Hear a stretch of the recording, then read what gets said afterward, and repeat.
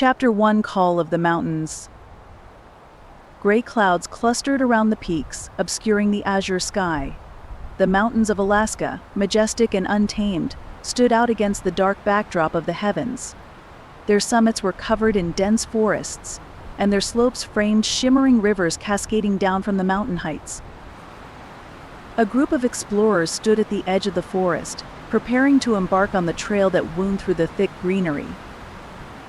Jake Wells, an experienced anthropologist, gazed into the depths of the forest, his eyes trying to penetrate the veil of mystery shrouding these lands.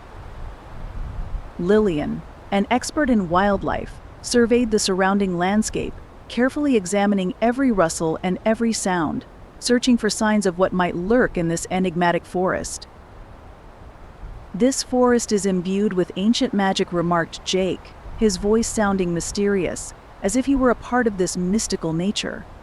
Long ago, Native Americans lived here, worshipping the spirits of the mountains and forests. Their spirits still guard these lands. Beneath the explorers' feet lay a soft carpet of green grass that stretched throughout the forest, as if inviting them to explore its mysterious depths. The whisper of the wind and the birdsong created an atmosphere filled with mysteries and secrets. But suddenly their conversation was interrupted by a strange noise emanating from the depths of the forest. Footsteps, resembling the sound of hoofbeats, echoed among the trees, reverberating through the mountain ravines. What was that? Lillian gripped the handle of her axe, ready for any danger. "Perhaps it's just a deer," Jake ventured, though there was a hint of uncertainty in his voice. But the noise grew louder and closer, as if waves of fear were crashing upon them from the darkness of the forest. A strange smell, reminiscent of sulfur, filled the air, causing their hearts to beat faster. "Damn it, that's no deer," Jack whispered, his hand resting on the handle of his knife, preparing for an encounter with the unknown. Chapter 2: Encounter with the Mysteries. The group quickened their pace, attempting to make their way out of the forest, but the deeper they ventured, the darker it became around them. The sunlight struggled to penetrate through the thick layer of clouds, and even the time of day seemed uncertain in this shadowed realm. "We're getting lost," sighed Lillian, her gaze scanning the dark tree trunks. "Hold together," ordered Jake. "We'll find a way out." But just as he said that, the ground beneath their feet began to crack. At first it was subtle fissures, but then entities started rising from them, shadows from the past, bearing the semblance of those who had died in these mountains. "This can't be real," muttered Jack, his voice trembling with fear. But the shadows continued to rise, their outlines becoming clearer with each passing moment. They were spirits, souls of those who had perished in these mountains. "We shouldn't stay here," cried Jake, pushing his companions forward. They ran, not looking back, until they finally emerged from the forest. But they noticed a figure standing in the distance, watching them from atop a mountain. "Someone's watching us," said Lillian, pointing towards the figure. They decided to climb the mountain to unravel the mystery of this place. Chapter 3: Encounter with the Wendigo. The ascent up the steep slope was grueling, each step feeling like a battle against the very mountain itself. The air grew colder with each passing moment, sending shivers down their spines. "What kind of place is this?" questioned Jack, his voice barely audible over the howling wind. "This is a place where the boundary between fear and reality blurs," responded Jake, his words carried away by the gusts of wind. As they reached the summit, their breaths formed clouds in front of them, and the world seemed to fall silent, as if holding its breath in anticipation of what was to come.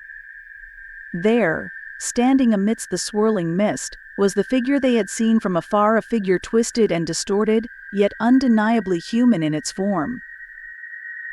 "Wendigo," whispered Jake, his voice filled with a mixture of dread and determination.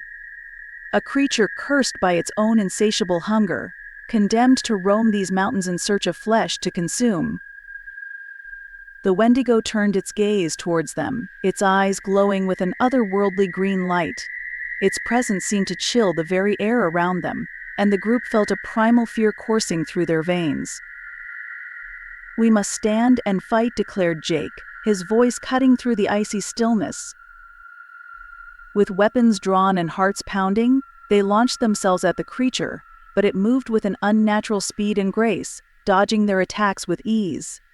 Its claws flashed in the dim light, leaving deep gashes in their flesh. They fought valiantly, driven by a desperate need to survive, but the Wendigo seemed invincible, its strength fueled by an ancient and malevolent power.